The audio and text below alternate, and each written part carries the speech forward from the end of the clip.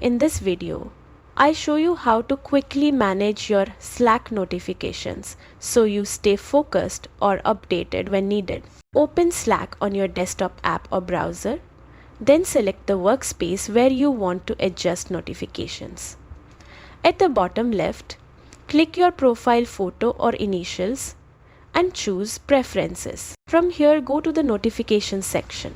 You can decide if you want alerts for all messages, mentions only, or turn them off completely. If you want zero distractions, choose Nothing under Notify Me About.